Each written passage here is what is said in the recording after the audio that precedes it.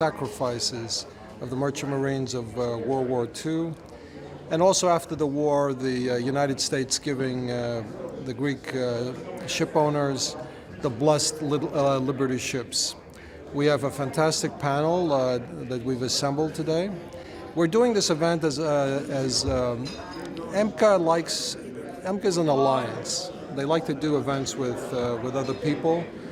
And when it works to what our mission is, and if there's any way we can help other organizations, we do that also. So this evening, we're also doing this in association with AHEPA, and in this particular case, the AHEPA National Cultural Commission.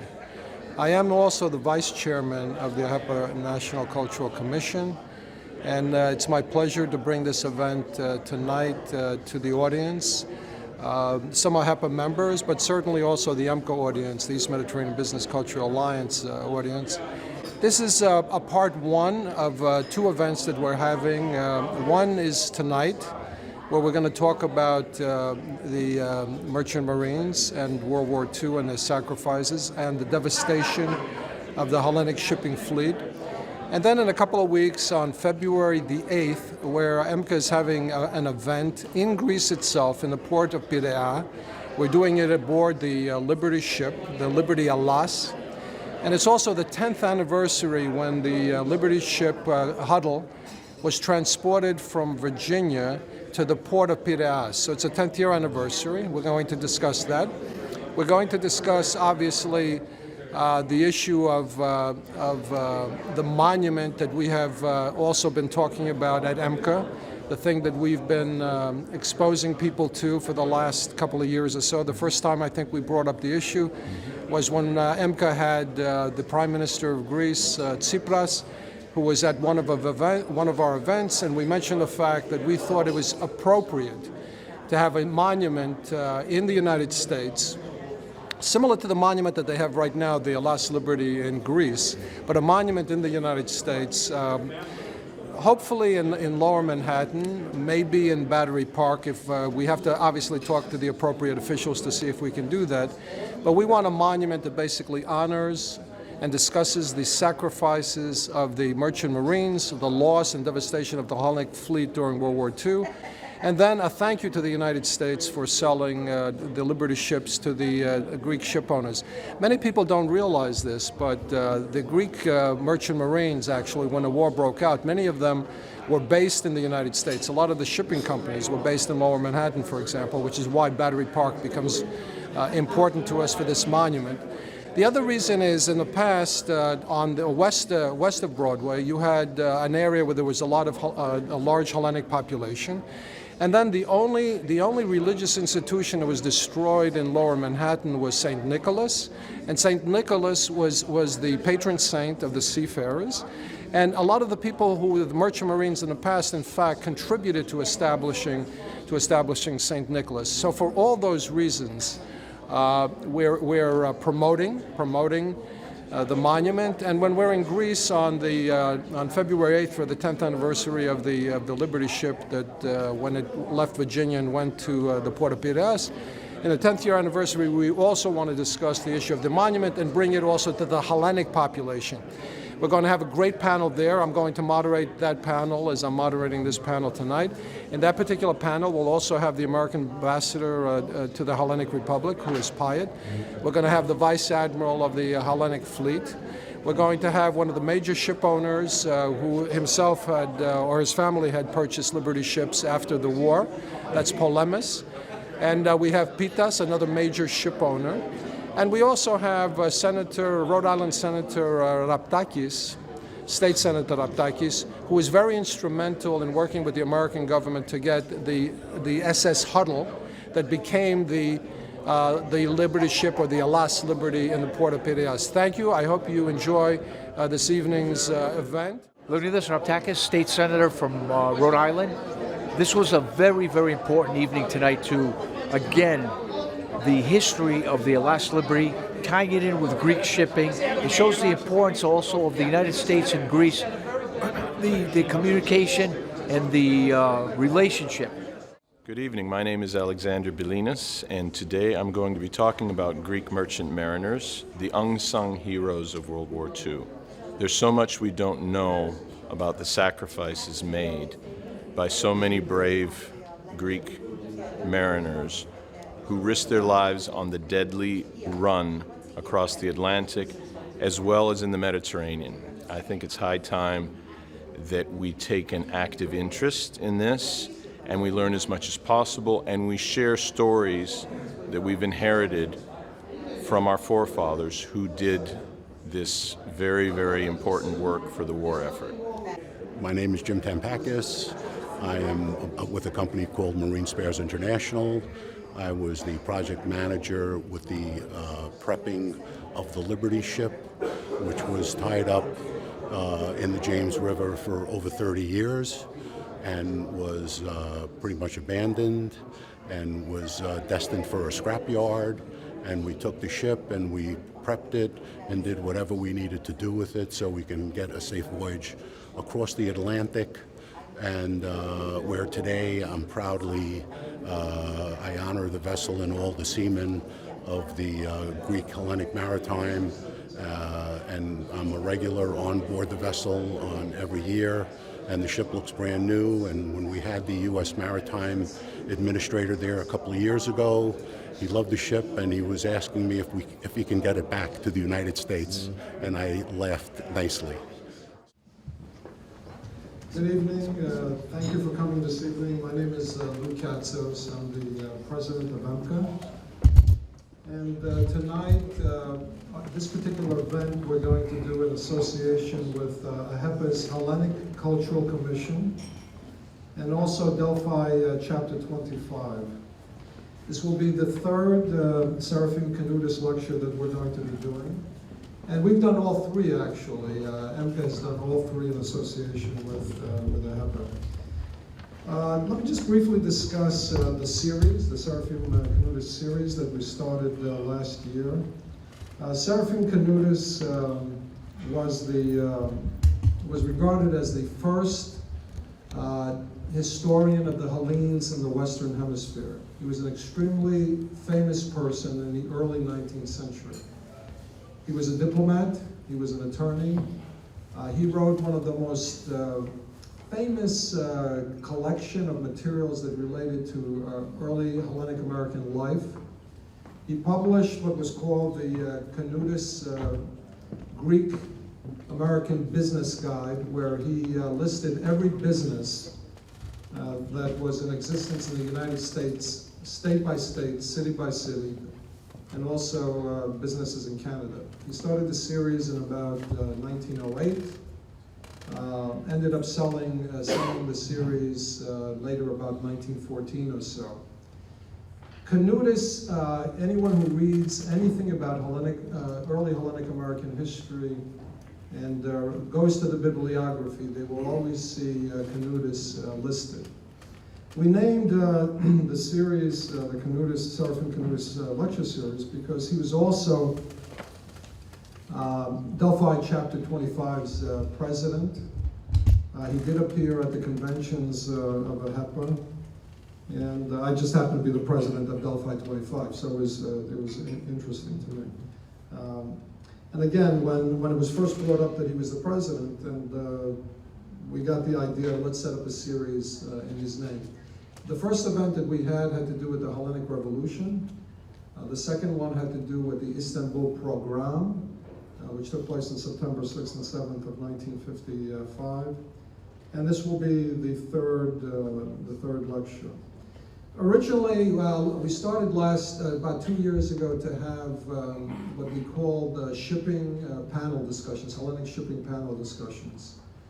And among the topics that we discussed was the issue of the contribution of the Hellenic merchant marines and their sacrifices.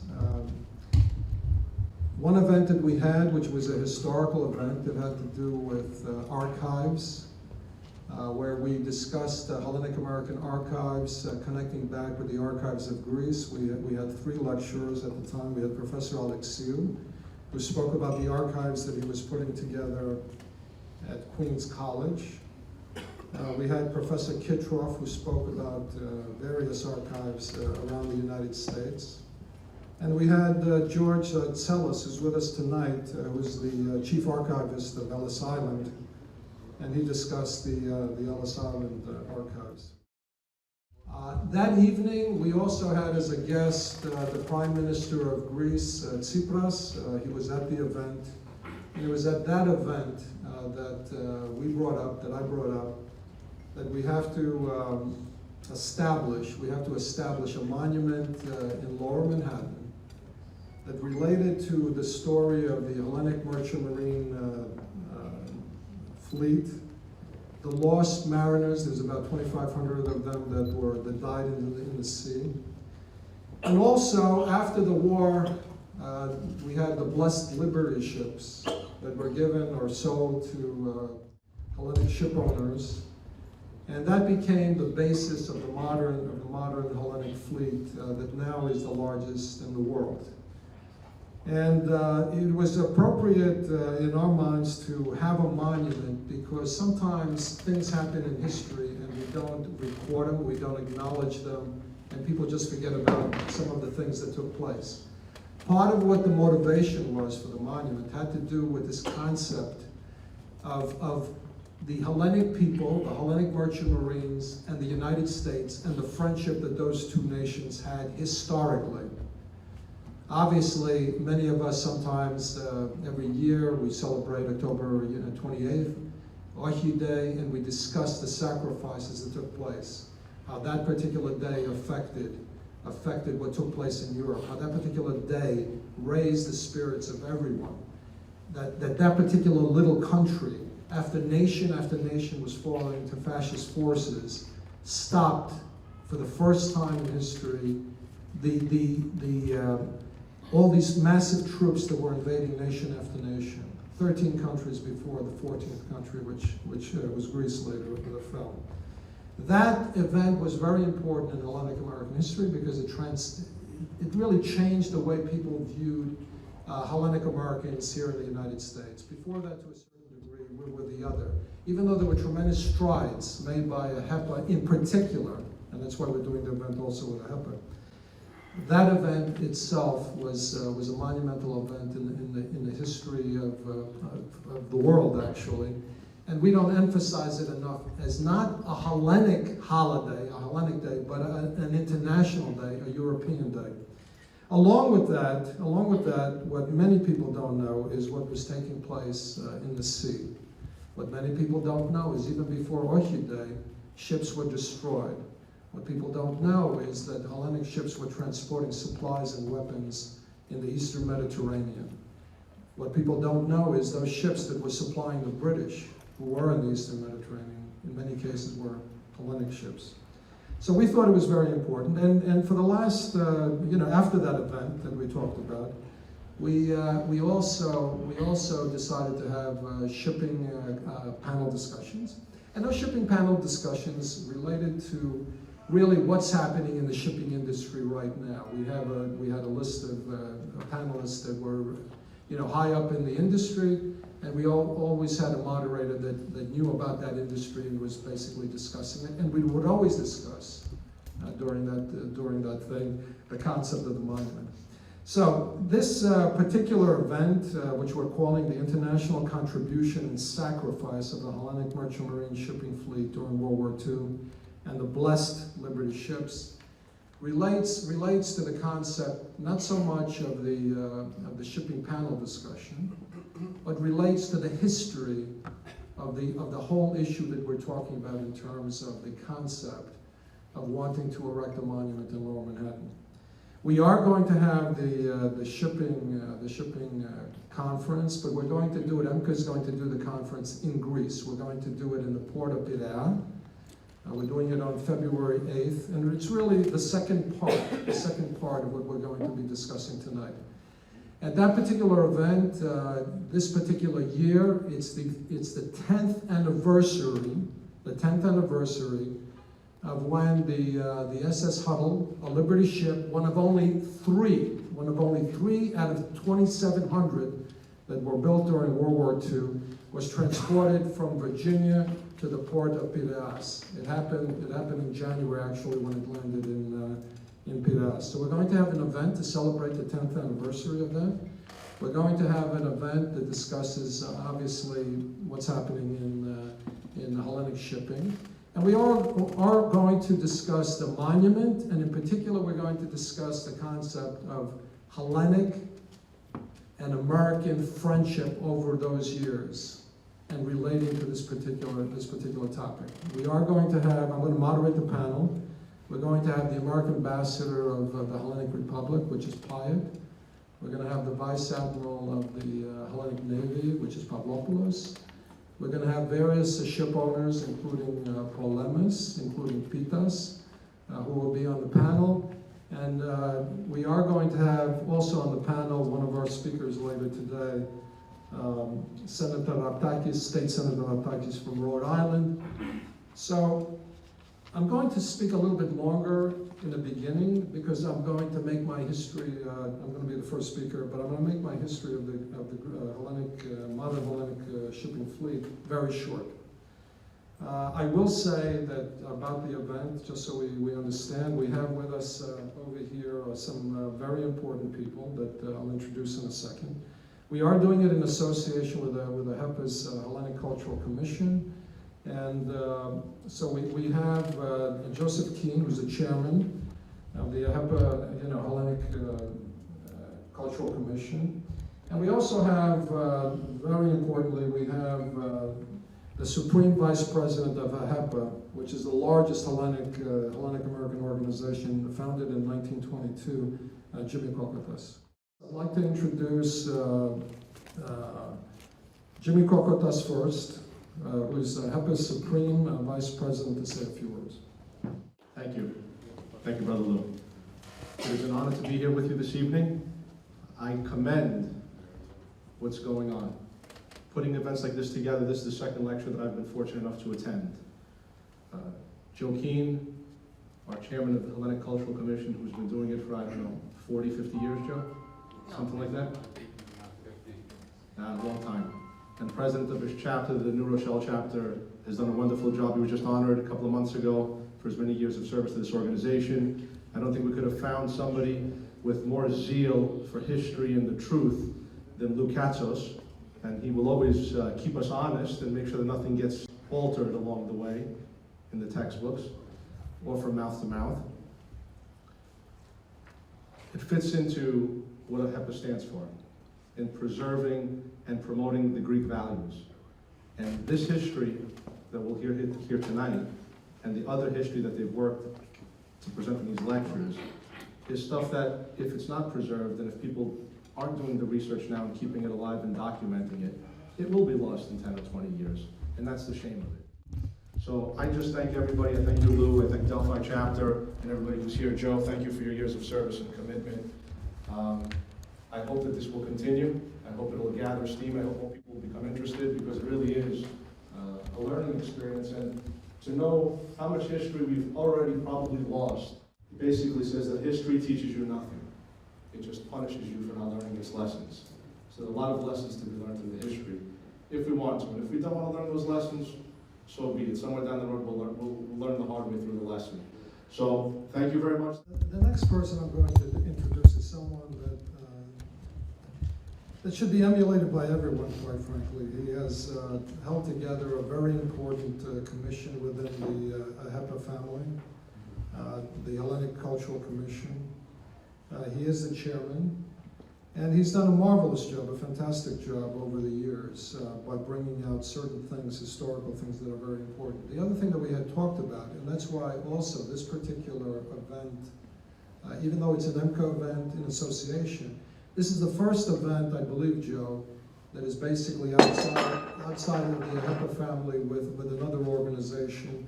And we had chatted about expanding this. So I hope that this is the first part of the expansion, that we actually take this nationally to discuss different issues of importance to a particular district. Every district, obviously, has its universities, every district has its professors, every particular community has its interests. And I think that with your leadership and the thought process of expansion, I think that the Hellenic Cultural Commission will be an extremely important part of AHEPA. I am pleased and honored to introduce the chairman of AHEPA's Hellenic Cultural Commission, Joseph C. Keane.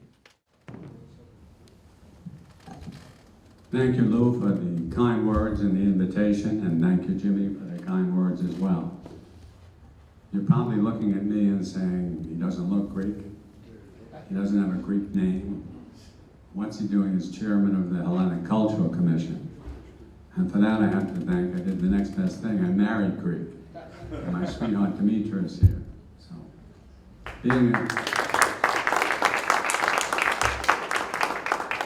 she's in education, so being in education, one of the things they do is they write. And so she wrote when we were first married, and I had the benefit of reading those. And I did some editing on them at her request. And guess what they were about? She's Greek, that she's writing about Hellenism. So I was hooked, and I became a Philhellene. And believe it or not, Hellenism is contagious. But we have to be missionaries and get the word out. There's so much there. It's not only the contribution of the golden age of Greece, it's the values that are Hellenism. You see it when you take your oath as becoming a AHEPan, and I'll talk about that a little later. But give me a little background on the Hellenic Cultural Commission. It's a subcommittee of the Educational Foundation.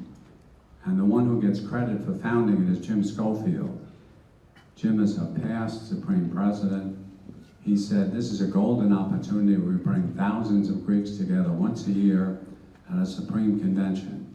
It's a golden opportunity to educate them on their values and their history and what's important, what they've done for the world, and most important for Western civilization. So we have Jim give credit for founding it. But our goal is to provide content.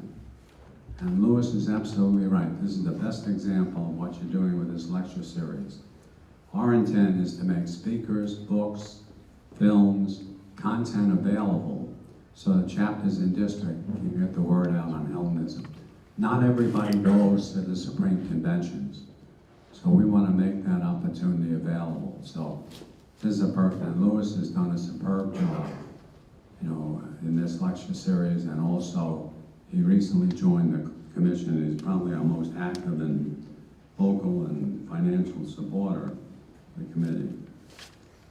The other one I'd like to talk about is the gentleman joined our committee, Dr. Bill Collis. He was from Lexington, Kentucky. And what he did is he went down and he highlighted the Hellenic ideals. So if you will, bear with me, I'd like to read those to you, because they're really what we're talking about. The importance and worth of the individual, the concept of liberty with freedom for all, a commitment of service to our community and fellow man, an appreciation for our gifts from our Creator, and caring and loyal and lovingly, the value of seeking the truth and being guided by it, the principle of democracy, allowing all citizens to govern, awareness of perfect duty, leading us to higher aspirations, valuing the supremacy of reason and utilizing ethics as a concept, the importance of continually learning and growing. Those are values of Hellenism. He communicated those in Lexington, Kentucky, and he formed a committee who would nominate a candidate each year that best reflected those values. So they have opera singers, they have artists, they have educators, they have scholars, that once a year they give them a lunch and recognize them for their contribution. So Lexington, Kentucky is all Philhellenes. And that's one man's achievement because he got the word out. So that's what we should all be doing relative to Hellenism. Now let me talk about some of the things we've done on a national level just to give you an idea, because what Lewis is doing here in his lecture series is outstanding. And as a matter of fact, he was instrumental in the last one that we did. It was a seminar which Lewis is very familiar with because he was the moderator of the seminar. The topic was Turkey's irredentism of the Eastern Mediterranean. And on the panel we had an ambassador and two professors. Ambassador Gaddis, Professor Kitrov, Professor Templar, and Lewis was our moderator. It was a terrific panel. It was very well received. We must have 300 AHEPAs there. And it talked about a very important topic to all Greeks and Phil-Hellenes. So that's the kind of exhibit we did. That was one of our exhibits, panels that was very well received. Other times we have scholars come and present. One of them was Andrei Gerolomatos. He is a Hellenic professor at Simon Fraser University in Vancouver. He came in and he spoke to, at the time, Turkey was being considered in the European Union. He was very knowledgeable about Israel, Iran, Turkey, and the European Union. And he spoke on the topic and he told us the importance of what was going to happen if Turkey wasn't admitted, what was going to happen. He was almost prophetic in what he was talking about. The other thing that he talked about is he's written a book on the international civil war, which I would commend to you if you haven't read it. It talks about the pivotal role that Greece played at the end of World War II, the politics that were involved, the American foreign policy that Greece influenced, and there was the crucial involved in the starting point of the Civil War. And what he did, it's very tough to rule all that together because there were three civil wars. But he identified the people who were involved. You might remember the date, November 29th, 1922, the execution of the Six. That was a time when the six who were accused were not defended. The foreign powers, France, Germany, England, did not intervene and they were executed. All the players that were involved in that, he traces them through all three civil wars, and it part explains the politics that has happened in Greece since that time in the 20th century. So it's a very instrumental, influential book. Another event we did was the Patriarch Bartholomew and Pope Francis visited the Holy Land in May 25th, 2014. The Archdiocese photographed all 3 days. The Cultural Commission commissioned a 30-minute tape of that visit with the highlights. And it was it was a 50-year reenactment of what the Patriarch and Paul VI and Athenagoras and Paul VI did 50 years earlier. And it was very moving if you looked at the churches. There are differences, but when you see the two leaders of the church, the love they had for each other, and their remarks that they had. We commissioned a 30-minute speech. We performed it, set it up at the convention.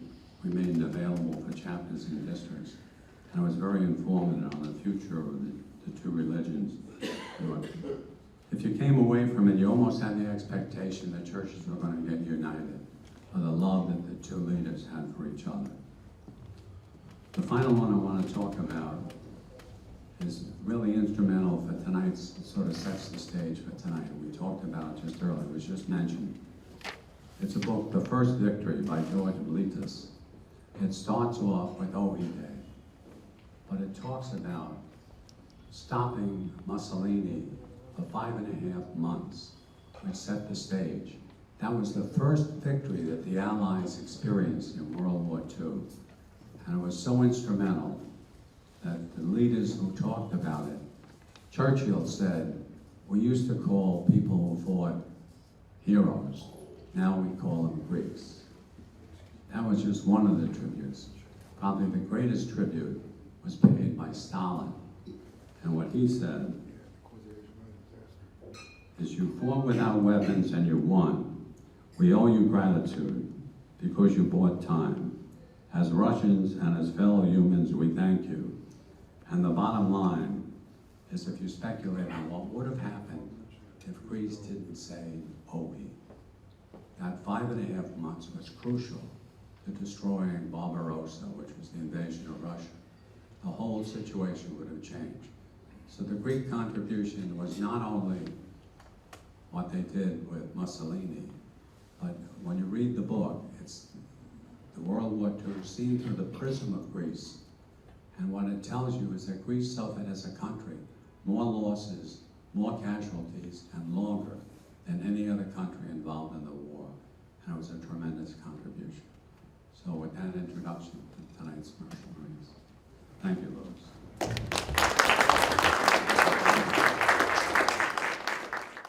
The oldest Hellenic profession. What is the oldest Hellenic profession? Okay, it's shipping. It's shipping. When you think about the Hellenic people, you think about shipping. It started obviously thousands of years ago. It started in the Bronze Age. The Minoans were into shipping. The Mycenaeans were into shipping.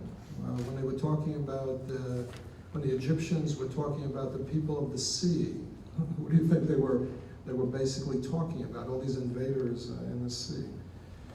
They were into shipping. It has to do obviously a lot with the geography of the Hellenic nation.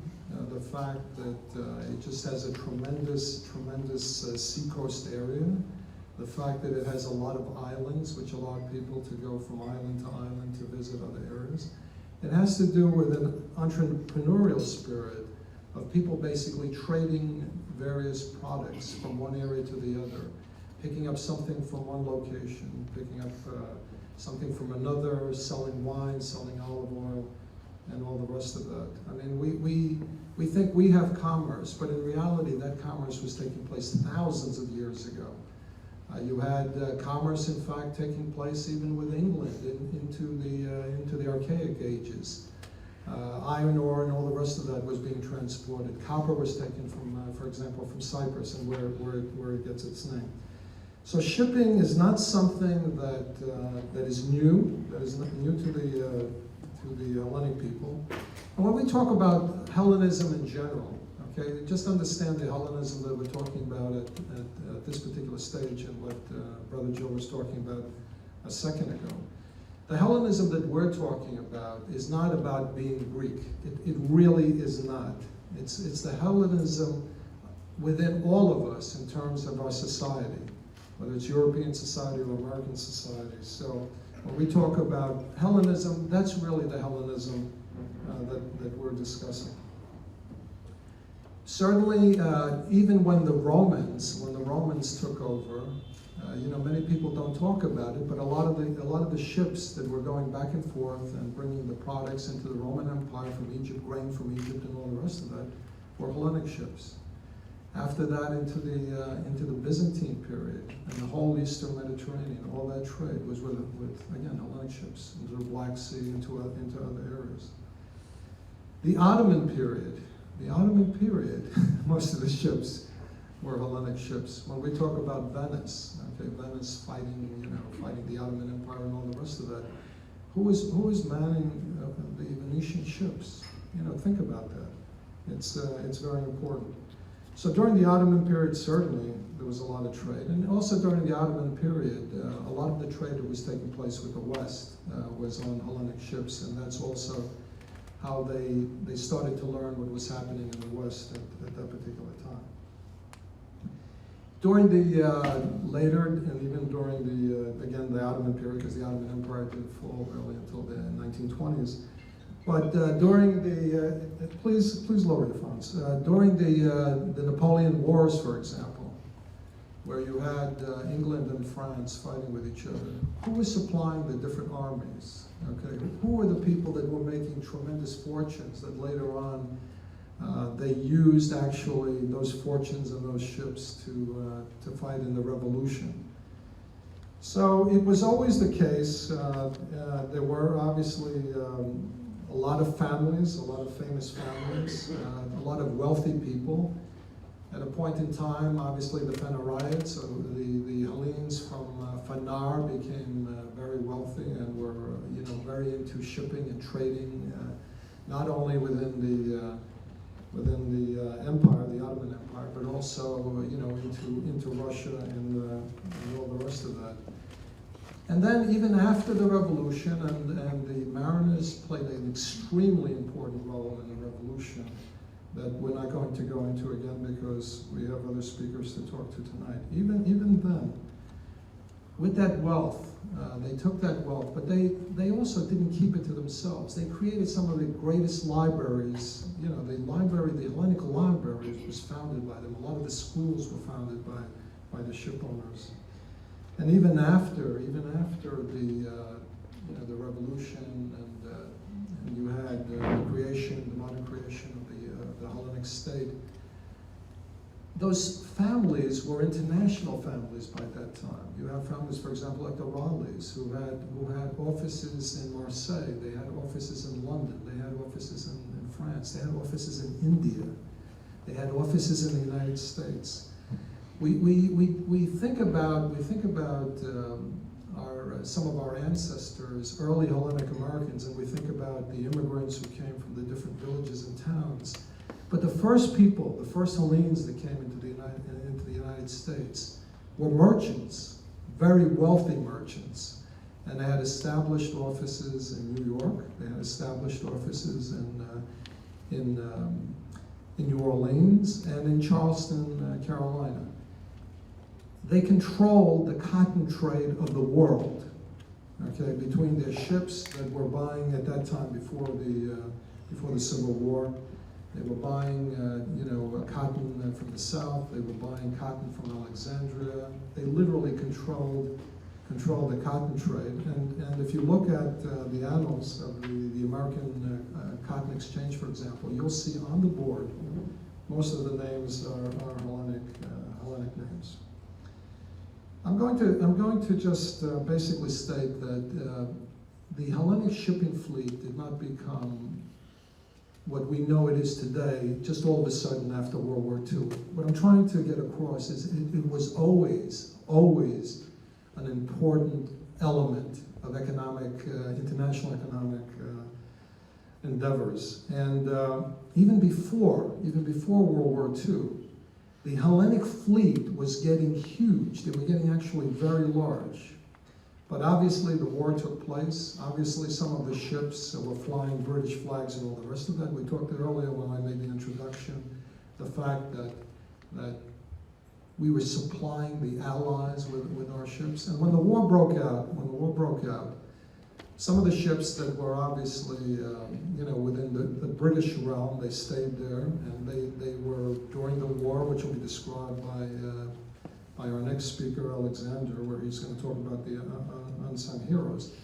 But besides that, the other ships actually came into the United States. And for example, many merchant marines landed in the United States and actually joined the American Armed Forces to fight in World War II during that period.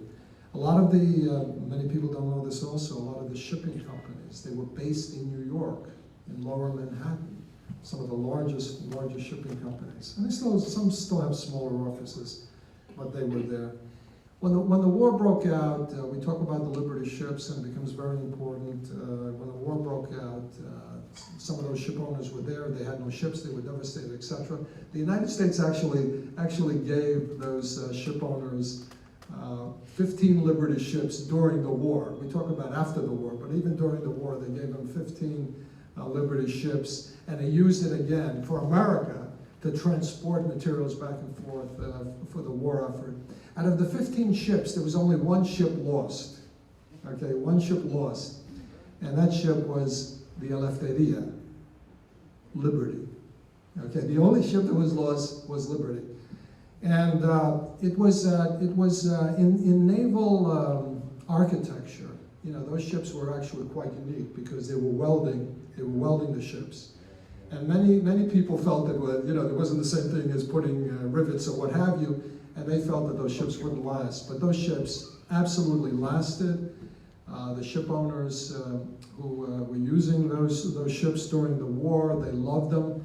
And when the war was over, and again as a gratitude thing, and again to be backed, because they had no money.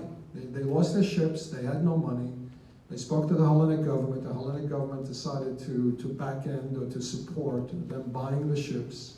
The United States sold the ships to them at a small percentage. The rest to be borrowed at a very low interest rate.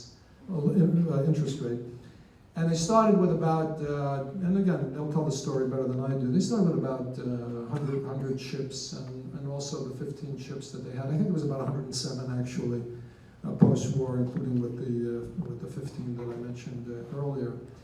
And that became the modern Hellenic fleet that expanded, the largest in the world by far. And everything that you touch, in many cases came from a Hellenic ship. Okay, because 16% of all the world trade is on Hellenic ships. So one of the things that, where I got the original idea, but I'm not going to go into it because again, I'm speaking too long. I'm supposed to be brief. But someone did write, Fustanas actually, who was going to be one of the speakers in Athens on February the 8th, but he got, didn't work out exactly with his schedule. But that was, I read his work where I got the idea, because at the time that I got the concept of what we're talking about tonight was when I was with the Hellenic American Chamber of Commerce. I was actually the executive vice president. And I was speaking at one of the, I was going to be speaking at one of the halls that they were having, and I just wanted to find out a little bit about the history of the Hellenic American Chamber of Commerce. And then going into the history of the chamber was actually started as a recommendation by the U.S. Department of State to the ship owners, because the Hellenic American Chamber of Commerce is basically, the ship owners started it and expanded it. And the State Department basically said to them, hey, you guys who have these shipping companies, etc., the Liberty ships, whatever, form a Chamber of Commerce. So they formed it right after the war, post-war. With that, I'm going to be, and I wasn't that brief, unfortunately, I'm going to introduce a very good friend. You know, he's a writer. He's written some fantastic books. He obviously writes for various magazines. He's also teaching right now. He's a lawyer. I've had him on my radio program a few times. And I said to myself, when I introduce the concept of the monument, we have to get publicity and all the rest of that type of stuff. And since Alexander is a writer, Alexander is going to write the book relating to his grandfather and his experience. With that, I introduce Alexander Billinis. Lou has now thrown down the gauntlet, so accepted. Okay, we have witnesses here, and I will also draw on the expertise of everyone in this room in global Hellenism and our continuing friendship, which has been a source of great banter. We've got a lot of great ideas, so absolutely, let's move on from that. Not surprisingly, some of my thunder has been stolen in some of the subject matter for today, but I think there's going to still be enough that this is going to be a personal and moving discussion, because we're talking a lot of numbers here, a lot of statistics, and so often when we talk about unsung, unknown heroes, and Brother Kokotas was, I just became an AHEPA yesterday, and my son just became a member of the Sons of Pericles, so I'm invoking the terminology of the order. As Brother Kokotas said, there's no question that it is to a degree the way of Greeks not to necessarily broadcast what they've done in the service of Greeks, but I think those of us who come after have the responsibility to give honor where it's due. And I'm going to keep bringing up that comment. Honor is due. Because what we have today was very much built on that bridge of steel that went across the Atlantic and sometimes didn't get across the Atlantic. And when it didn't get across the Atlantic, there were widows and there were orphans, right? And many of us have these stories in our families. I'm also going to call on all of you to help me with your stories, because for this to really be valuable, it has got to be stories that speak to all of us, because so many Greeks are products of the merchant marine. All right, let's go to the presentation. I'm now at Clemson University. I'm an instructor there, and I'm also a scholarship student in the history department. I'm getting my master's in history. My wife calls it my midlife crisis. I think it's probably a bit better than some fancy car. And I'm actually teaching science and technology, and we're moving towards self-driving cars, so that's not even going to be relevant. But like many of you here, and certainly my good friend Lou, history has always been a passion. And I'm at a stage in my life where I have the support of my family to continue that. And my history is our history. Most of what I have written about and studied about concerns our people, or the larger Byzantine people, because my wife is Serbian. I love Serbia very much, and I feel that there's a lot of history there that needs to be, we need to build awareness, as Brother Keane said. The awareness building is key. This particular ship, it's a faded photograph from the Bundesarchiv in Stuttgart. The name of the ship is the Halcyon. That's going to become relevant later on in the discussion. George, anything familiar to you there? Yeah. I'm a Hydriot. I'm from Idra, and we are a very proud people. And not for nothing, I think that we do need to talk about the modern Greek merchant fleet starting at Hydra. Lou mentioned the activities of these ship owners and brave shippers that were running the British blockade of Marseille. Well, most of those ships were from Hydra. They were also from our sister island Spetses and also from Psara. All of you are familiar with all three of these islands. This is, on top is the Hydriot brig, the Aris, built in 1807 in Venice. A merchant ship, but like all good Greek merchant ships, could be converted for military use. Below is Andonis Economou, a Hydriot sea captain who helped induce the revolution into Idra.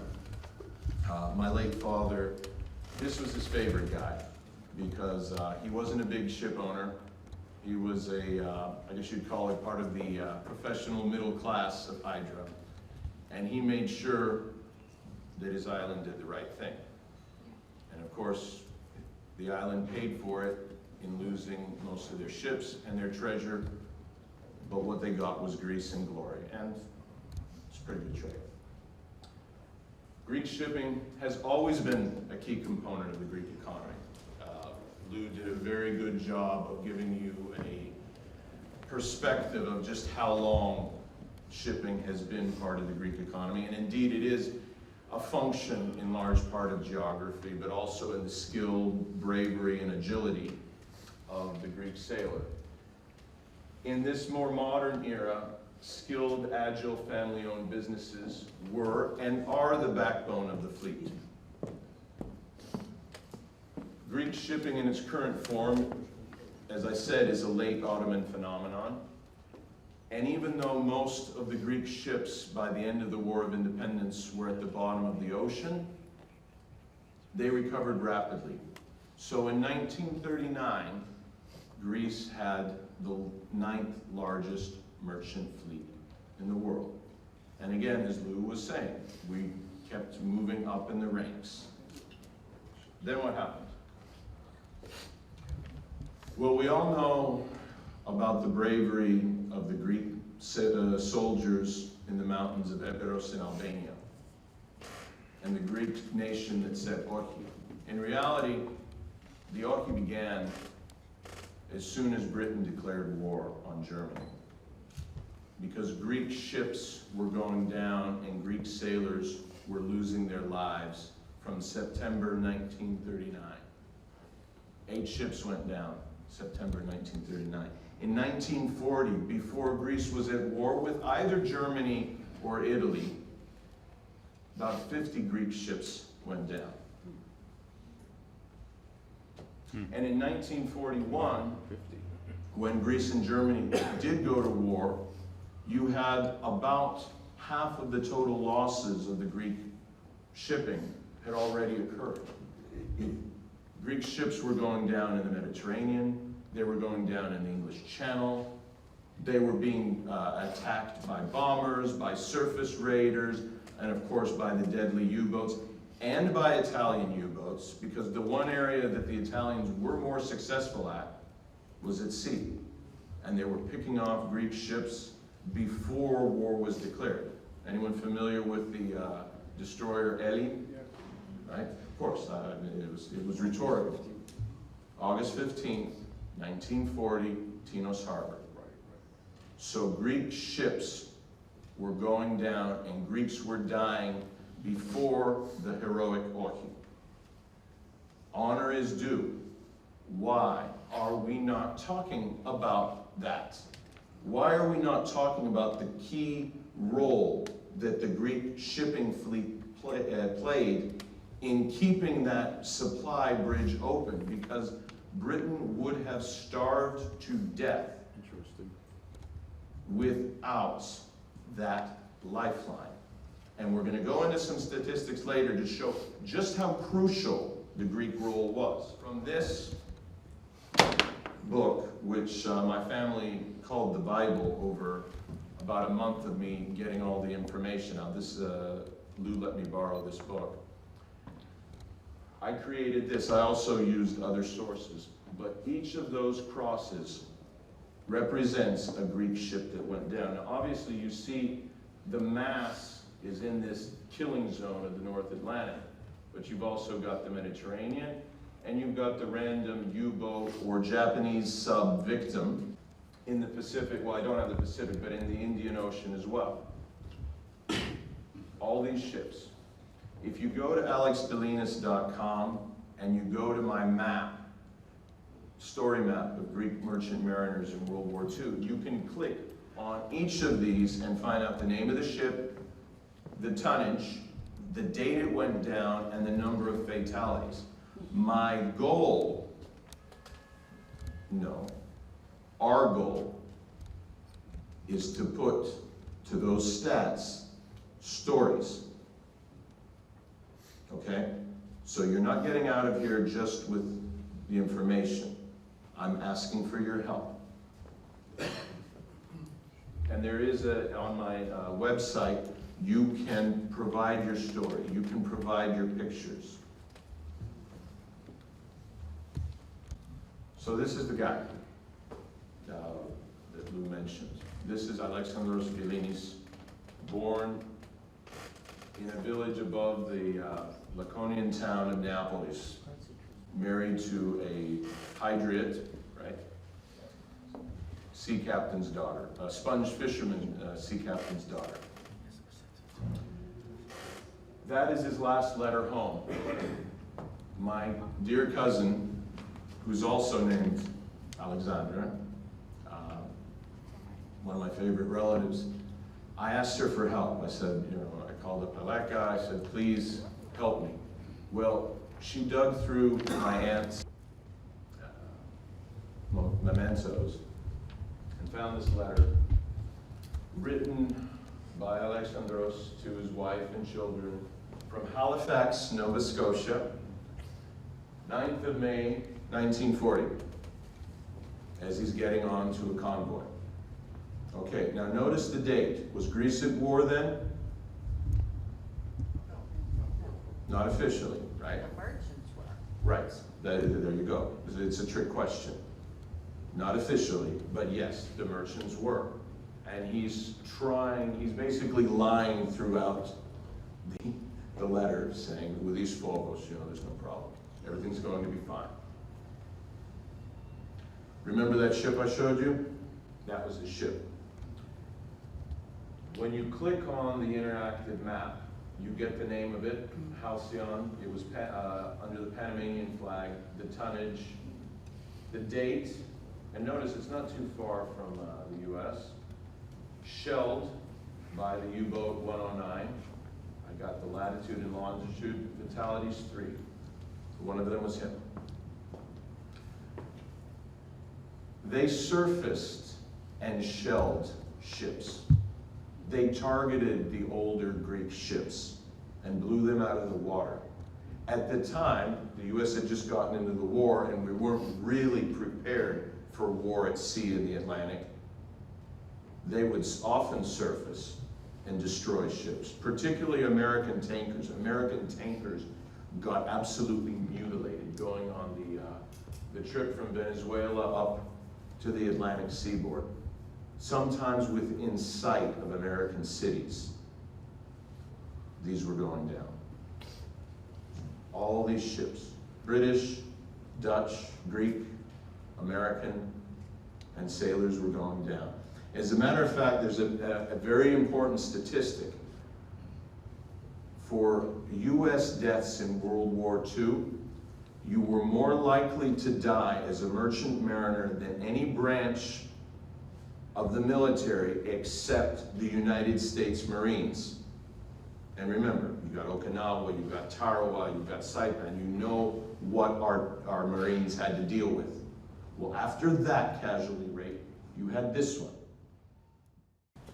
So here's some more statistic, as I call it, the numbers gruesome tale. I've got my latest article in Neo magazine has the same title. So even though you would think Greece, being a Mediterranean country, the sinkings would be more there, 74% in the Atlantic. To keep that supply line going, Greek ships were going down and Greeks were losing their lives. And again, as I said, about a third of them, 40%, maybe around there, went down before Greece and Germany were officially at war. Right? And a lot of those losses and deaths were before the heroic Orki. So next time, hopefully, when you think of Orki Day, and honor is due. I mean, what our troops did there was absolutely amazing. But let's think about these guys, because without supplies, Rommel himself said, supplies are the basis of the battle, right? And part of the reason that Germany did not win that war is because of supplies. These are the top 5 U-boat losses. Again, you would expect Britain to be the highest. The United States second, Little Norway third, and again the Norwegians, this is where they're really shown in terms of their war effort. The Netherlands and Greece right behind. Now I think if we would add the flags of convenience, the Greek number would top the Netherlands number. But when you really look at those statistics, you hear something else. Think about Greece. By far the poorest country of any of those, except for Norway, the smallest country. And let's think about Greece's wartime experience back in the motherland. Who had a more brutal war than Greece? Yugoslavia. Yes, okay. I mean, you've got contenders, but none of these are contenders. You could say Russia, yes, absolutely. Yugoslavia, Poland, but none of these countries had that kind of war.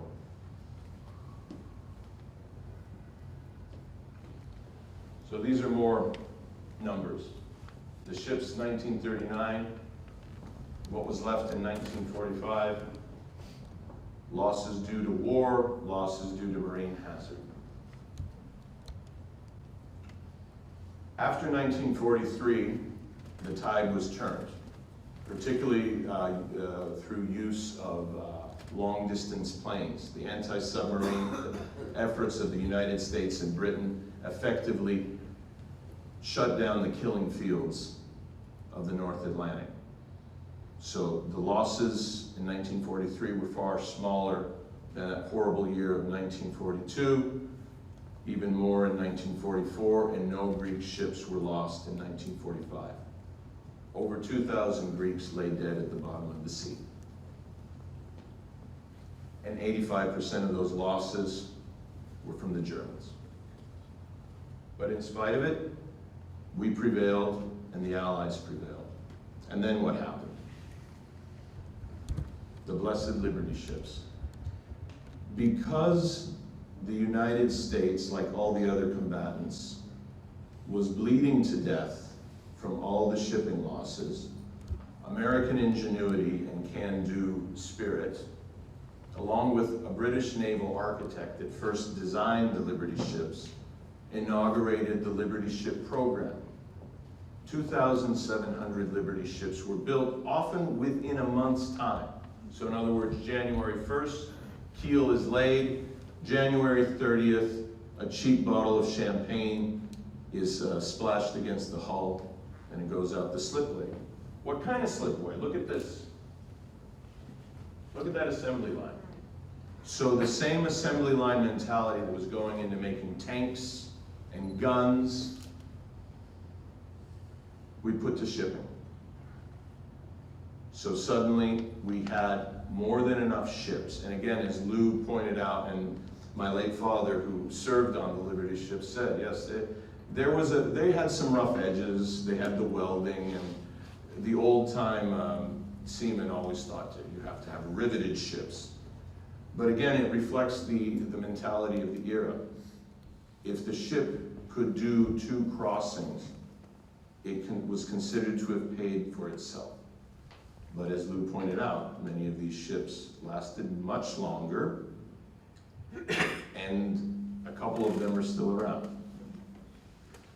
Well, after the war, in a case of enlightened self-interest, a win-win, the ultimate win-win, the United States government offloaded Liberty ships at cut-rate prices. Greeks were the biggest buyers. So once again, as before so many times, having lost everything, and with all of the ships at the bottom of the sea, Phoenix-like, the Greeks prevailed yet again. So who's this good-looking fellow with holding a cap? He's my late uncle, Kostas Billinis. He served on a Liberty ship.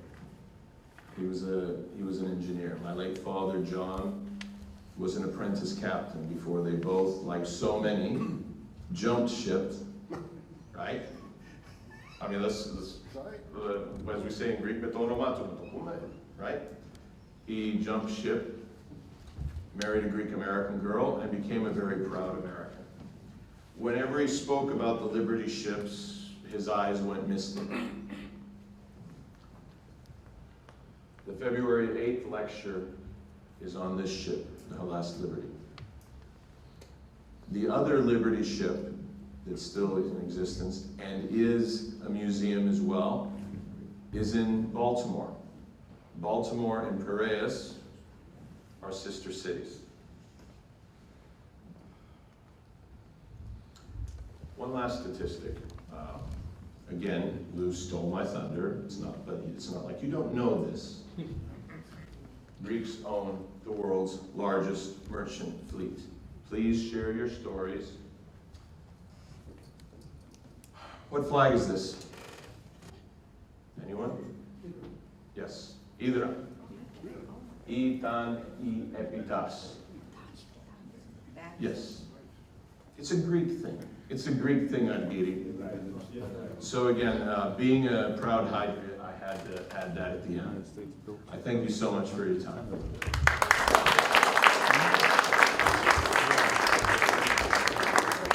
Obviously, some of the earlier families were not all from Hydra.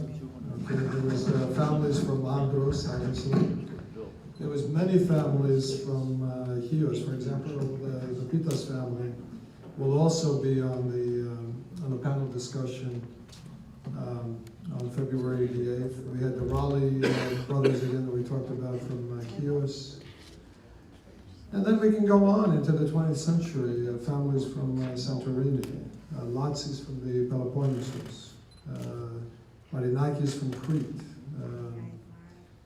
Helios from Piraeus, Polemis from Andros, Niakos from Sparti, Onassis from Smyrna, Sutos from Samos. We can go Vernikos from Sifnos. Okay, we can go on and on. So thank you again. I have now the privilege of introducing two people actually. One that had a tremendous personal role in actually getting the SS huddle that became the Alas Liberty that Alexandros spoke about a second ago. And it's just amazing the story of what he had to go through and how there was help from many different sources, including ship owners themselves. And then after that, we're going to have Jim Tampakis, who actually was part of the refurbishing of the ship and the prepping of the ship to bring it into the port of Piraeus. I have a real, it's an honor for me to introduce Rhode Island State Senator Leonidas Raptakis. And he's going to discuss the Liberty Project, what he did, and all the things that took place after that, because you were very involved. You know, you had the pivotal role. So it's my pleasure to introduce Senator Raptakis. Thank you, all of you, my brother Hepens, ladies and gentlemen, good evening, Kiri Kalispera σας. I think it's very important what is said this evening because history is very important. Past history, our present history, and our future history. And Professor, I want to commend you. You brought up a lot of good points. And I just want to say something that you probably don't know this, but IDRA is even playing a greater role today. As you know, back in March of 2018, here in New York, the agreement was signed by the United States government, Sunny Maritime, with the president of the university and the commander of the IDRA Maritime Academy, one of the oldest academies. And that's very important because it bonds again, so many years later, our history between the United States and Greece.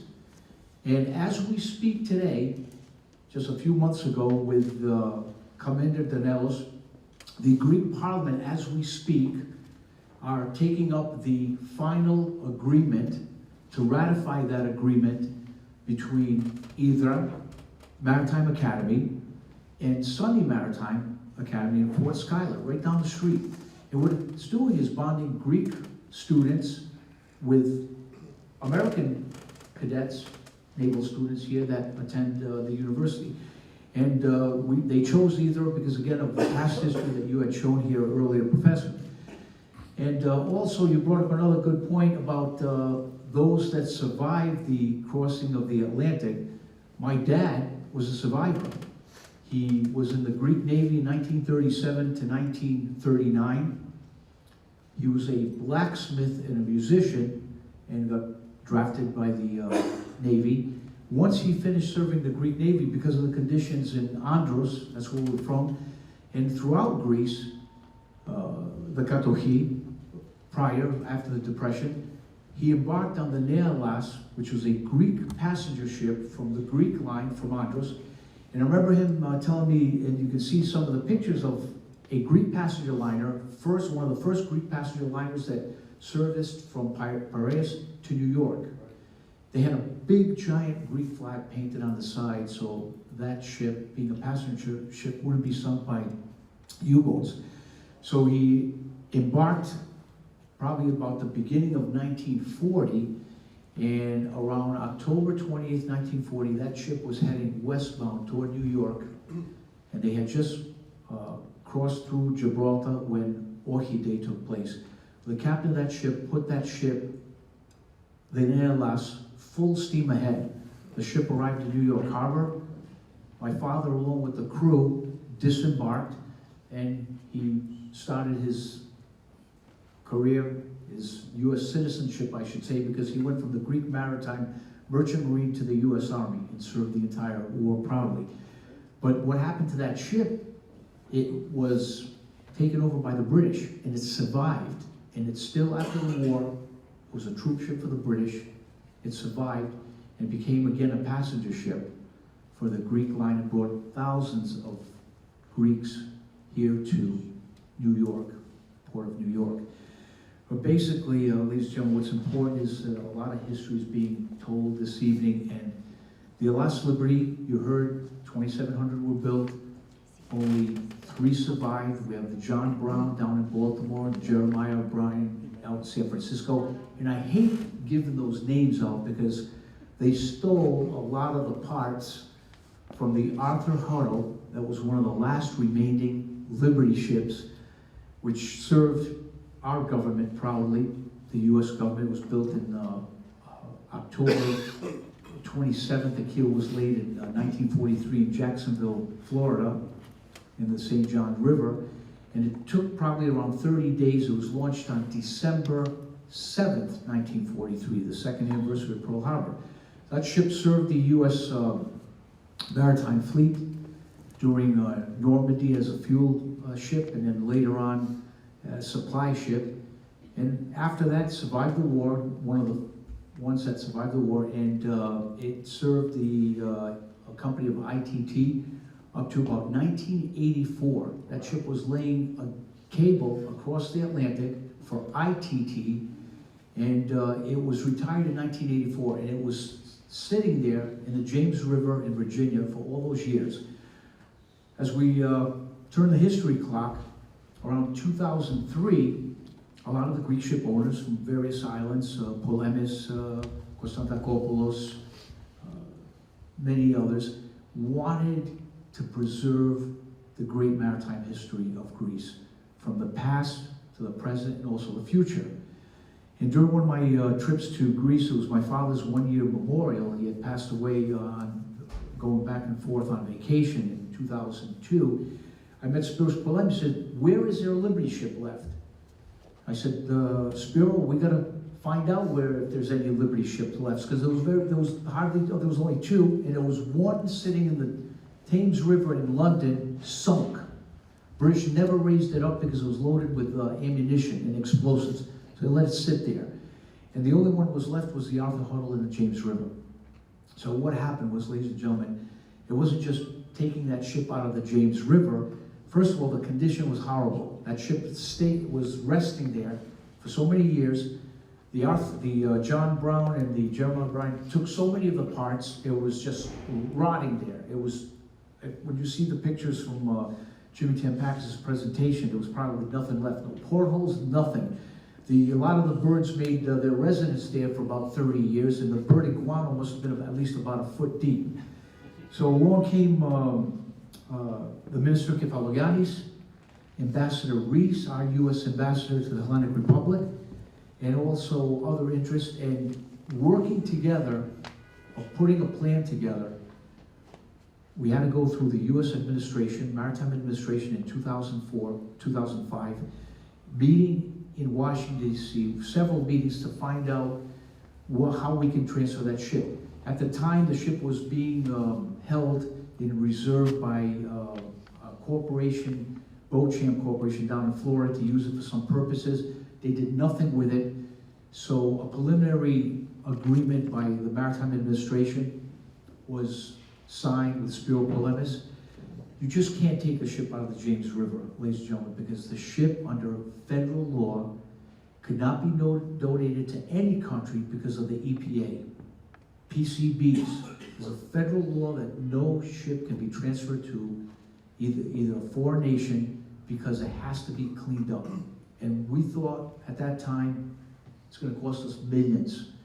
Well, the initial money, about $100,000, was given by Spiro Polemis.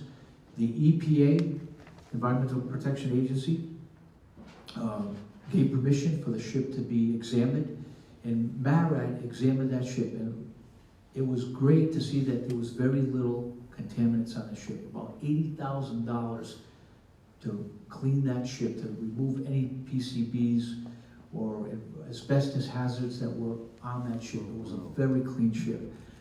So in order to do the transfer, you have to have an act of Congress. My U.S.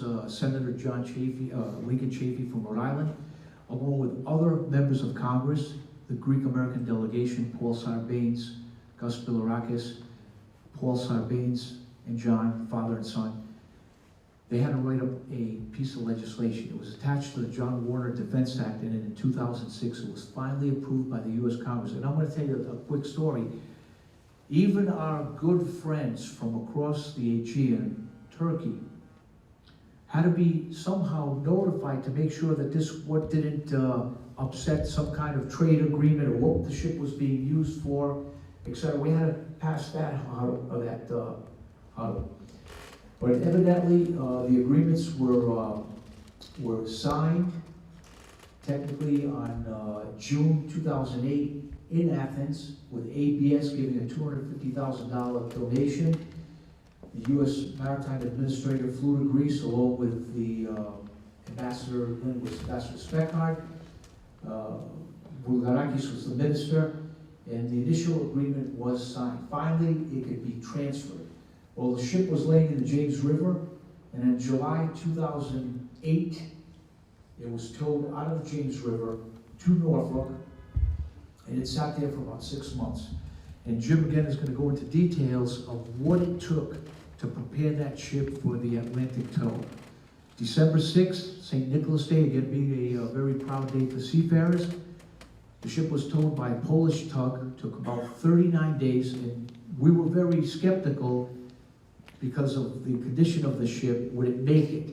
And we were very lucky. It only met maybe some rough weather off the coast of Malta.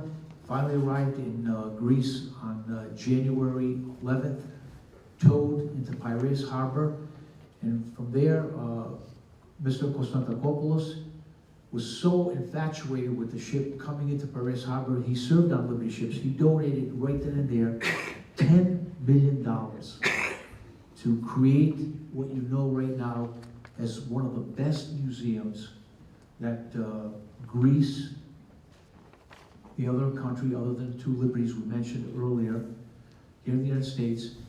And when you look at some of the pictures, and when you board that vessel, those who have not visited the Last Liberty, it's a museum to go see.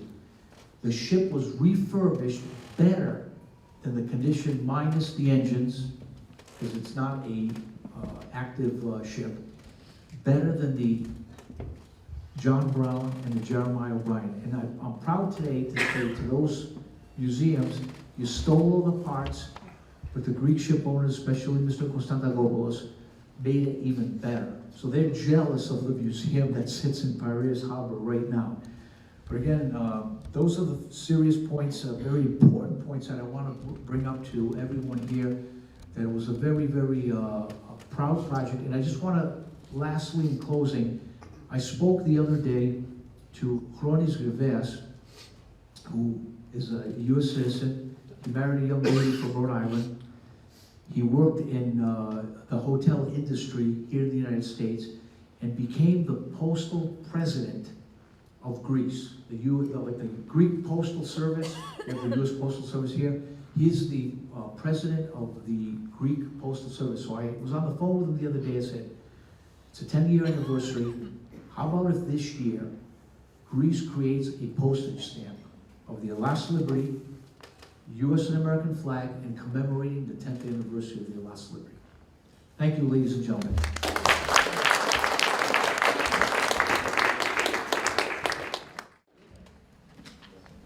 Senator Raptakis mentioned some important things, and part of the reason why the monument, I'd like the monument to be in Lower Manhattan, certainly has to do with the fact as we talked, that there was a large Hellenic community west of Broadway at that particular time. On Broadway, there was a lot of Hellenic shipping companies.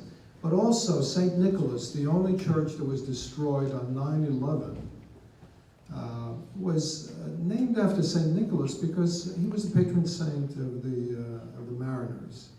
And as a matter of fact, people on the board and from the history of that church, from the very beginning, were in fact from the shipping industry. So the date of the 6th becomes important. The date of the 7th that you mentioned, December 7th of 1943, 2 years after Pearl Harbor, and I heard that day for the first time tonight. And on that day, 2 years before, on December 7th, an uncle of mine was killed in Pearl Harbor, and he's buried in the USS Arizona, which is a national monument. So all these dates start to work together. It's kind of amazing that here we are, a fairly new organization, and we're part of the 10th anniversary of the Liberty LS. I think it's all meant to happen, by the way. The next person in terms of meant to happen, okay, is James Tampakis. Now James, I've known Jimmy for a long time. I didn't realize when talking to the two gentlemen that in fact Senator Raptakis and Jim Tampakis were actually students together in Greece, actually. With that, I introduce a good friend, Jim Tampakis, the owner of Marine Spares International, on the refurbishing and prepping of the SS Arthur Huttle.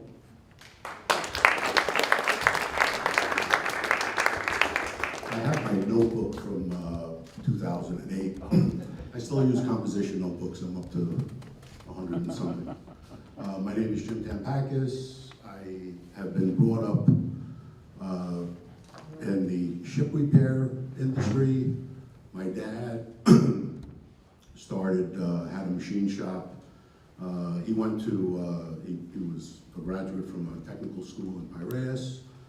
And when he came here in 1950, by 1954, he started his own business, doing shipping and ship repair work, and had a machine shop, etc.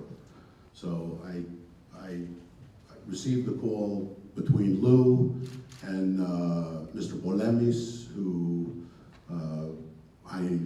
my wife's cousin, and they asked me if I can assist because they had some difficulties in receiving the vessel. The vessel was laid up for 30 years, as Mr. Raptakis said. And if they hadn't if we couldn't get it done by the summer of 2008, they were just gonna send the ship down to Brownsville to scrap it. So, and that would have been the last Liberty ship. So Mr. Raptakis and myself and a group of other people from Leonidas' office went and started exploring the possibilities of doing this project. So this is the ship currently in Piraeus, and this was one of the engineers from Mr. Billinis' office, Mr. Ferendouros, who was an Andriotti. And I have it because there's a lot of pictures, and I'm just going through them quickly, so we're not here all night. So the first thing we did was we went on to the John W. Brown so that we can understand the condition of the Brown. We went on board, we did ultrasonic thickness readings, we wanted to make sure that our hull wasn't paper thin, because with electrolysis, the ships get a lot of wear and tear and they get thinner. So as you see Lou in a lot of these pictures, because he was very active and on top of me all the time. So this again is the Brown. This is the medical room. This is, what they did was in the tween deck, they made it into a museum like we have now on the LS Liberty. So those were females that were working in the shipyards because the men were out at sea and at war. And they had machine shops on there. One of my things always was the Liberty ships were also built in the aft cabin. So now we're looking at this vessel that was destined for a scrapyard. Now Lou says that they stole the parts and they stole everything. Really, it was in such decrepit condition. They had no idea that anybody would ever attempt to save this ship. So when I went down to Virginia the first time, and I found a British surveyor that helped some people that I knew down in Brownsville, Texas. So this is the fleet, and this is the way that all the ships were. They had them like mothballed, and there were hundreds of ships down there. And we were just one little ship. And this is Mr. Bonomo, also from Seacrest. So I went down there and I said to the surveyor, William Ty, I said, Bill, I want to take this ship and bring it to Greece and make it into a museum. And he looked at me and he said, you're effing crazy. He says, it can't be done. And then he stopped and he said, well, he says, if anybody could do it, it would be the Greeks. So, and he made me feel better. So we received a vessel that was in horrible condition, but like I said, the first thing we wanted to do was make sure that the hull was worthy of the trip and of the life that we wanted to give it. So what I went and did, the first thing I did was I hired divers. And we sent divers down. I went to American Bureau of Shipping. We put bands around from the one side of the deck of the ship all the way to the other side of the ship, underneath the hull. So we had where the most critical weak spots of the ship were, so we could do ultrasonic thickness readings, and they were being transmitted to a computer on this boat, and this way we knew exactly what we were doing. Now, this was another ship that I eyed on because this was a scan. This was a later vintage vessel, but it had the same cargo booms. And the cargo booms, there were 12 cargo booms on the ship. They were 55 feet long, and we didn't have any. So I figured, okay, if this ship is going to be broken, I want to go and find out where it's going to be broken up, pull off the cargo booms, and put them on the deck. So then afterwards, we started doing work. We started blasting, cleaning. That winch, Lou, by the way, was donated to us from the John W. Brown. They had an extra winch, so they gave us something. So don't think that we only gave them. So we had to prep the ship. So we had no portholes like you saw before, because every time somebody went on the vessel, they took a souvenir. They didn't only go there to take parts, but they would take a porthole that was nice, that was brass. They would take a clock. They would take a steering wheel. They would take whatever was on board the ship.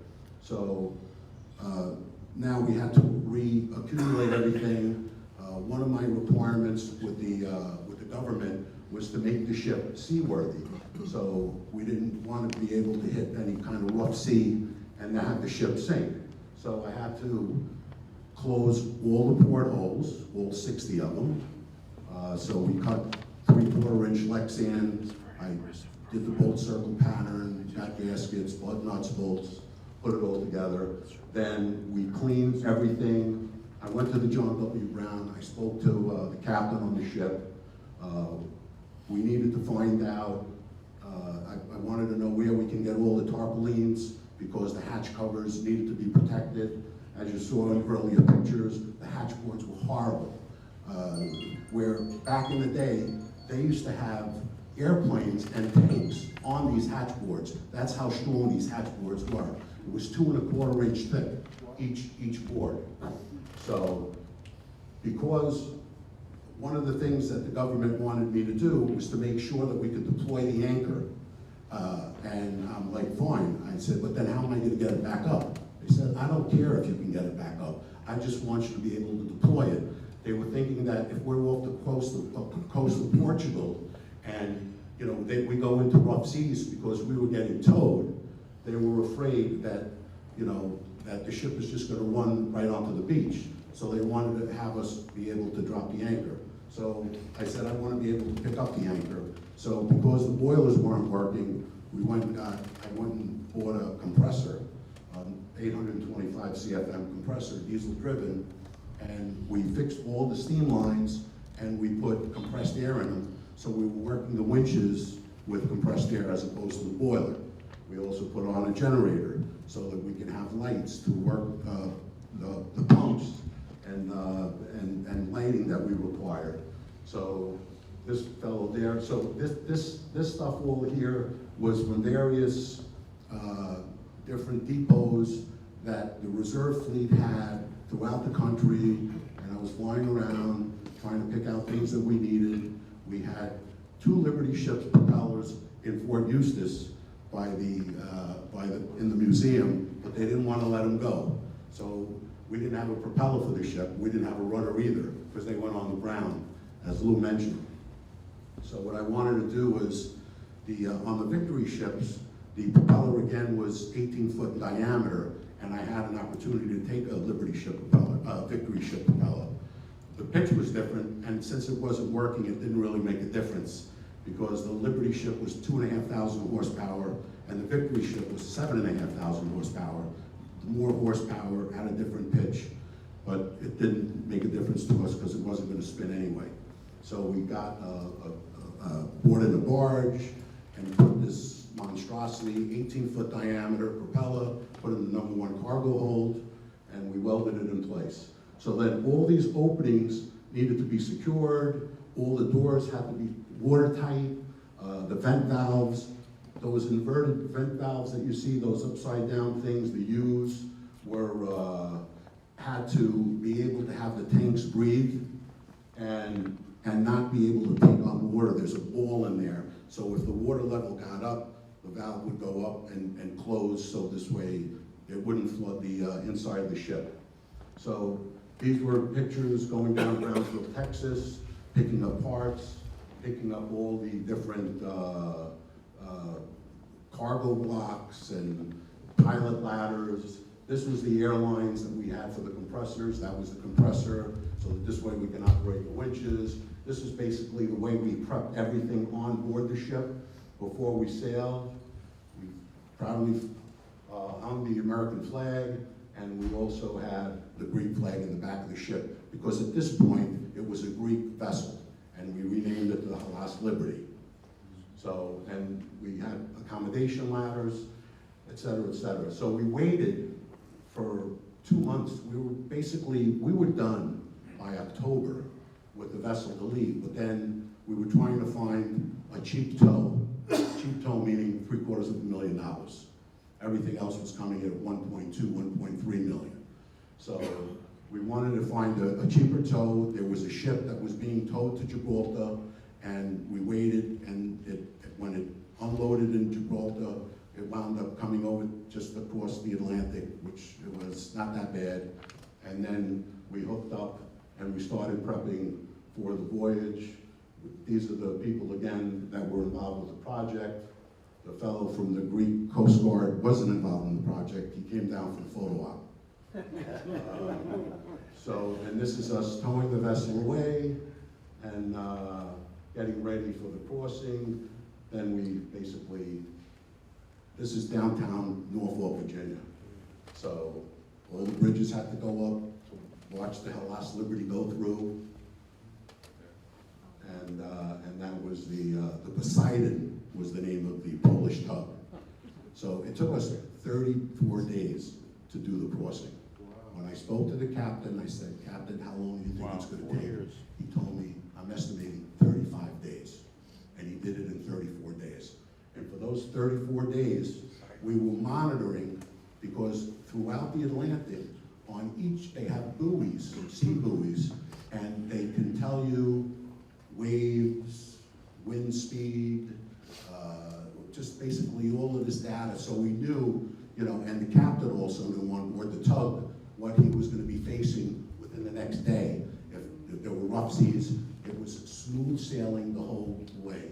The captain told me that the only problem that they had wasn't outside of Italy, it was outside of Billinis, where they had this bad storm that came in, and he just stopped, went over to the side, waited. So now the ship went to Piraeus, they put it in the dry dock, they sandblasted it, painted it, coated it. The ship looks beautiful. I mean, 2 years ago or 3 years ago, I had the U.S. Maritime Administrator on board the ship. He was like, "I can't believe this is a Liberty ship." He said, "Could we get it back to the United States?" I was like, "Yeah, in a postcard you can get it back."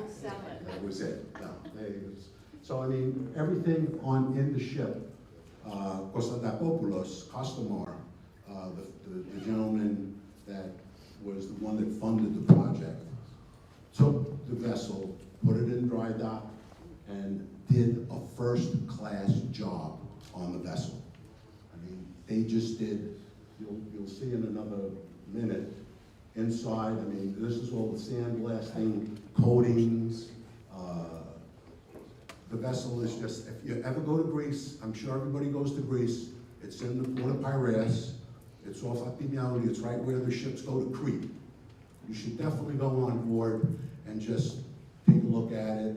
I mean, we do events on the ship all the time. So now this is inside where all that pigeon and stuff was. And now, I mean, you'll see it's like the cabins are like today's luxury yachts. The way they have, you know, with the wood and the beds and the bunks. One thing I wanted to say that I didn't say because I'm trying to catch up with the pictures here, because I have a lot of pictures and they're just looking through, that the U.S. Navy always had 50 naval soldiers on board the Liberty ships. So they would have the crew in the front accommodation, and in the back, they would have the Navy. And I'm like, how did they fit 50 Navy guys in the back of the ship? And it was real easy. It was a room that was not big at all, and they just had these hanging bunk beds, 5 on each one, like you saw earlier, and they were just, you know, 10 rows of 5, and they had all these guys in an area of nothing, like 1 bedroom, and they had all of these guys.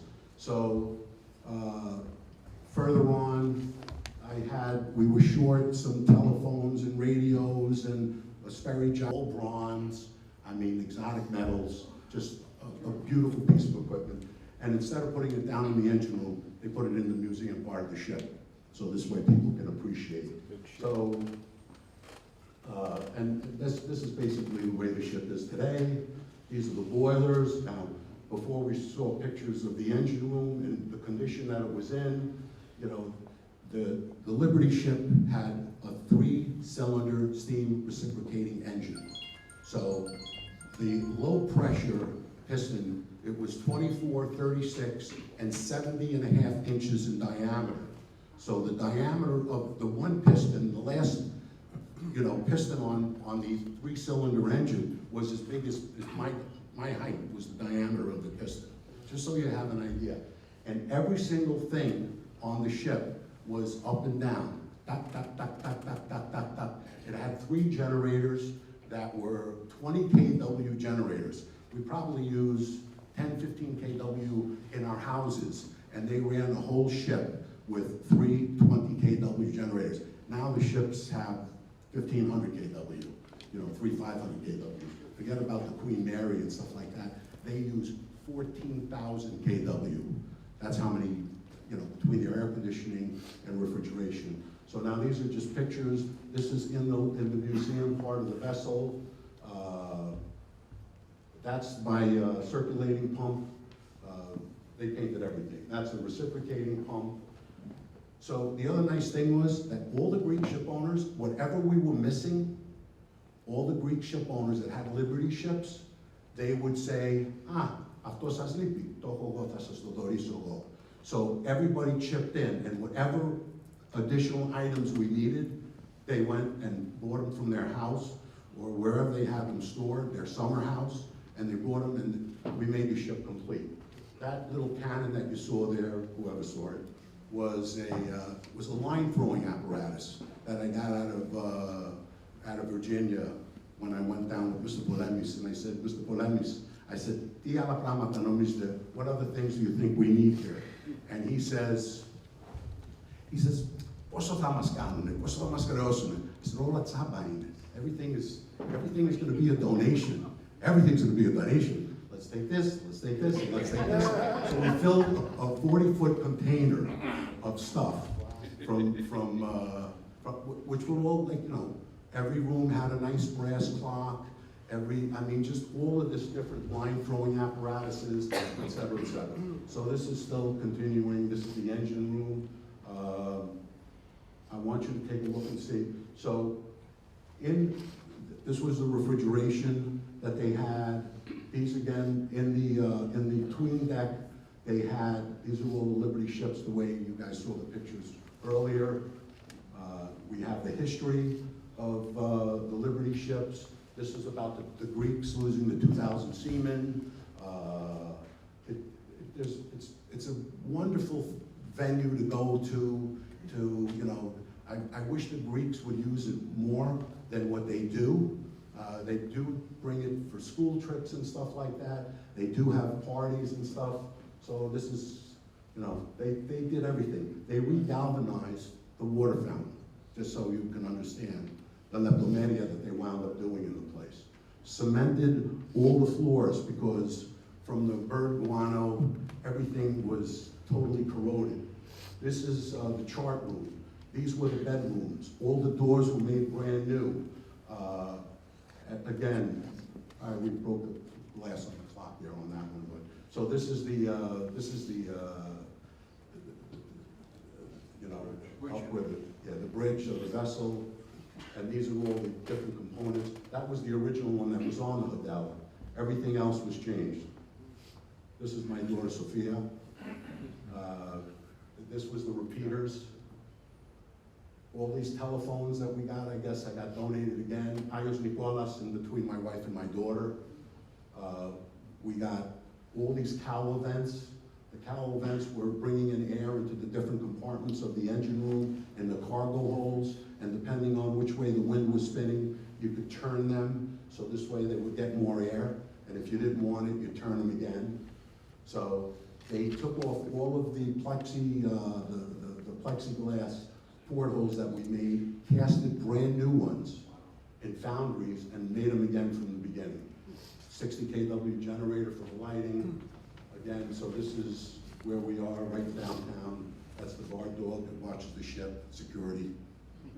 It's a restoration of love. Yes, I mean, look at, this was the captain's room and also the officer's room. So you look at the pictures here now, and look at the first pictures that you saw, where you're like, what can you possibly do with this? And that's why the Brit told me, he says, you're crazy. I mean, what are you gonna do? So, and that's about it. So, thank you very much.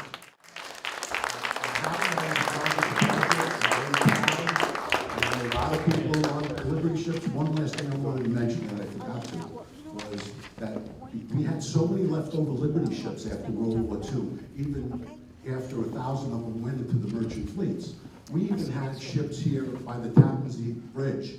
There were like 20, 30 Liberty ships. And the other thing they were doing with them, and then they broke them in the 70s down in Kearney, New Jersey, where they had some breaking yards.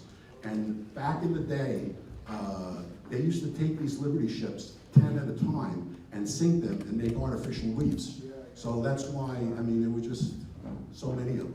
Anyway, thank you very much, Lou. Thanks for the opportunity.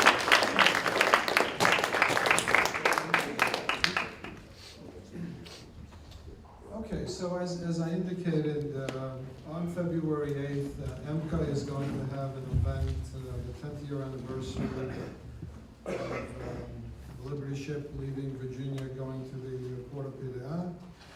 And we're going to have a fantastic panel there. I will moderate the panel, as I indicated.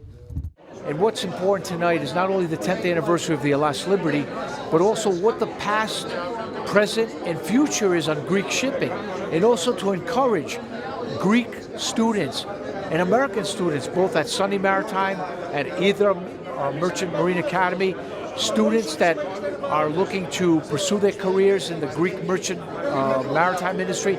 We're not saying to go as ship captains or cooks or electricians, but as accountants, lawyers, finance advisors, to work in Piraeus, to work in London, to work in New York, where Greek shipping is throughout this world. And I think it's great to bond the history of the past, current, and future. Very important. And all these pieces are one big puzzle of maritime history of both Greece and the United States.